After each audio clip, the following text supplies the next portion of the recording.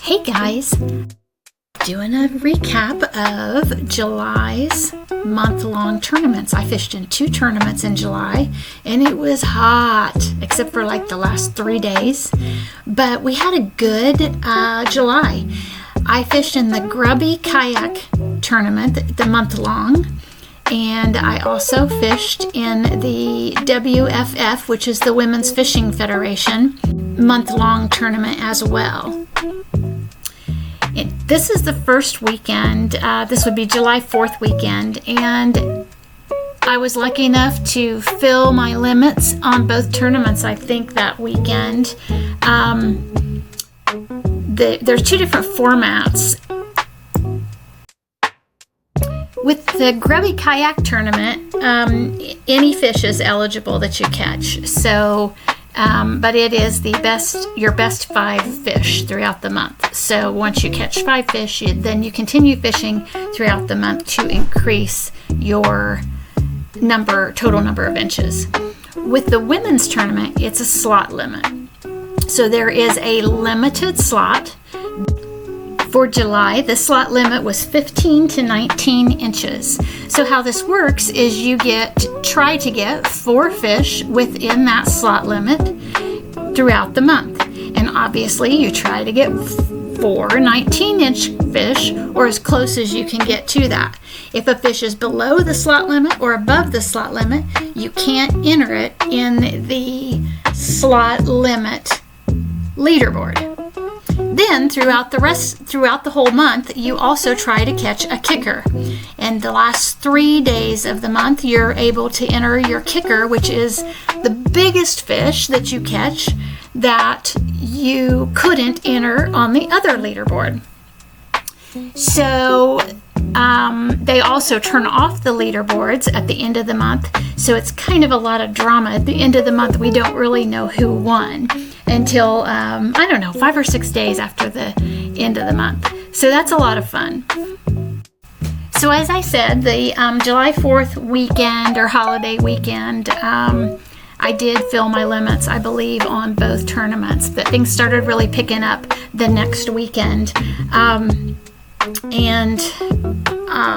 I believe I've got this next fish that's coming up here. I pulled up out of the weeds on a pink worm, and that was kind of where my bigger fish started coming in on the board. He was gnarly. He had a big old lip and a big old scar on his tail, but I was glad to get him, and he really helped my score.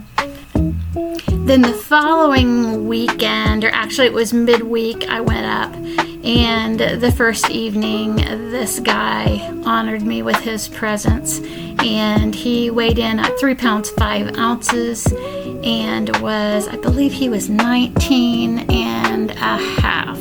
So at this point I'm starting to get a little competitive. The next morning was the fishing calendar said it was going to be a great fishing morning, and so I was out there bright and early and had probably one of the best few hours of fishing I've had in a long time. This point right here in the lily pads, there's what turned out to be a bowfin, but he kind of haunted me every morning. I've got a couple of videos in here, and on the second morning I did actually get him on the line long enough to figure out what he was, but you'll see him bite here in just a second. But this morning, right here in this channel, I love to fish this little channel. It's the channel on the way to Kaiser Lake, but it's very rare that you can fish it for very long because there's a lot of boat traffic. It's the only way in and out of Kaiser Lake. So this just happened that it was in the middle of the week, and I was so fortunate to be able to fish in this little channel for, pretty much all morning without any interruptions. So there's the bowfin. One of the challenges with fishing in this channel is that the water's only maybe 2.5 feet deep, and the channel's really not much wider than it's one boat width. So You'll see me struggle through these catches. If you're wondering what's going on, I have two remotes that I have that are near my waist. They're actually on a lanyard around my neck, but they're near my waist. One operates my trolling motor, and one operates my power pole, my micro power pole. And so I was really trying hard when I would catch a fish to not allow the fish to pull me into the lily pads and spook all of the fish, because this area is just so shallow. So I was constantly reaching down as soon as I knew that hook was set to try to put my power pole down and turn off my trolling motor. This particular fish went under my boat, and so that's another reason I like to turn off my trolling motor. With it being out front there, I have to be kind of cautious that especially in the shallow water, you know, they're just taking off sideways. They don't have anywhere to go but sideways. So it was kind of, for me, it's difficult fishing. You can see in this shot there's a beaver up in the channel going across, and I really kind of thought that that was going to ruin the channel for me. But so I decided to go ahead and move up a little bit and go beyond where I had seen him go across the channel, but it didn't really seem to affect things. The fish just kept biting. They were just really chewing this morning, and it was an absolute ball fishing in there. Now I do come across a lot of bowfin in here as well, so usually the bowfin, if I'm fishing with this little soft plastic and the small hook, I usually can't connect with the bowfin enough to keep them on. But when I go up to a different, larger hook, a lot of times I do connect with them, and they're kind of fun to catch. They're lively fellas. There's always the struggle of them getting up in the lily pads. Just really have to work at this to not break them off and make sure you can get them in the boat. This is the fish that really changed it all. You can see on the left there my cast, and as it comes over this lily pad, he just took hold of it, and I waited, and boom. This was a big one. It's my biggest catch this year so far.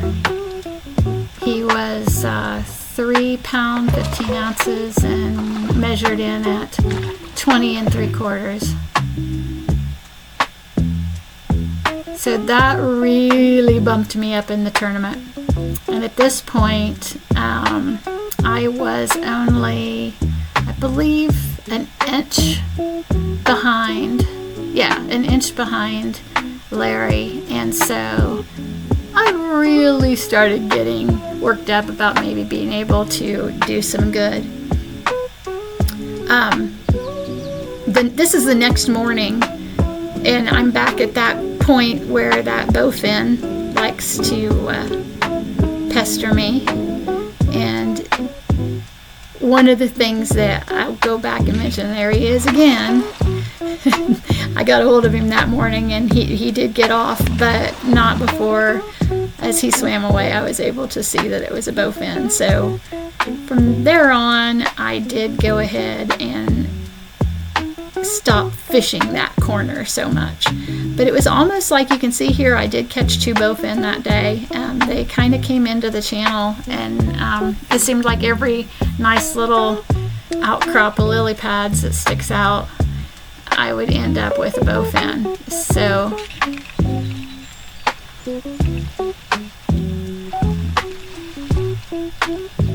this was a very disappointing fish. This, at this point I was an inch out of the lead, and this was a nice fish. It would have helped me. Once I got him in the net and on the deck, he bounced off my deck, and I didn't get him on the board. And I was very frustrated. I immediately cast back into the same exact spot, got another one in, but he was too little. So I went on out in Lake Kaiser and I started doing some punching. And it did get this guy. It wasn't on that bite. He bit once and I missed him. And I put it back in there, and either he or his bigger buddy couldn't resist it and got the fish that put me into the lead right here.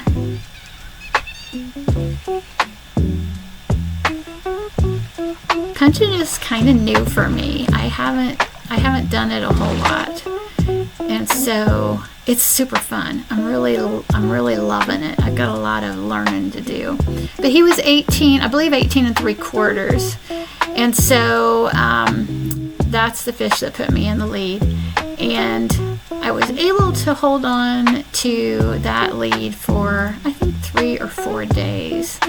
But Larry, the gentleman that won the tournament, he is, interestingly enough, he's the gentleman that bumped into me right out in this channel a couple of years ago and told me all about GRBY kayak tournament fishing.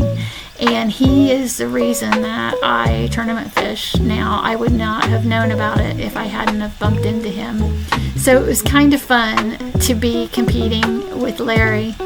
But he is known for catching the big ones, and he can find them. And so I knew that I had my work cut out if I was going to stay ahead of him. This fish I caught in the same place that I lost the one that bounced off the deck the day before, and he helped me, but that was the last one that helped me. And then there was a lot of this. A lot of little ones. 16 1/2. Too small to help today. That were just too little to help me. So the tourney ended at 4 o'clock on the 31st. And this is how it shaped out. I'm tickled to death with my second place behind Larry. Larry finished 3 inches ahead of me. And it was fantastic. Now, at 4:09 p.m., this happened. And of course, I'm still fishing for the WIFF tournament because it doesn't end until midnight. Actually, 1 o'clock because it's on Central Standard Time. So I get this fish, and he's in the weeds, and I'm not on my punching rod. So I had a leader on, and I was so afraid that it was going to break. I could tell that he was a nice fish. And of course, it's 9 minutes after the GRBY tournament had ended, but he wasn't big enough. I mean, he was big enough, he would have helped, but he wouldn't have changed things. But he is way down in the weeds, and took a lot of patience and a lot of luck that he stayed on there, and I was able to get him out. It's not the most graceful fish catch, but when you're trying to get them in the boat, sometimes you really don't care how graceful it might look on the camera. I really struggle with the netting and the pole when they are out away from me. I don't have the strength in my wrists to be able to net a heavy fish. And of course, he wasn't that terribly heavy, but he had a lot of weeds that came in with him. So that's one of the things that I need to work on. So for the women's tournament, I was really excited. Things turned out really well. That fish helped me tie on the slot limit board with 2 other girls for second place. I was finished second on the kicker board. And then overall, I finished the tournament in 3rd place, which I was really happy with. The AOY for the year on the women's tournament, I am in 3rd place.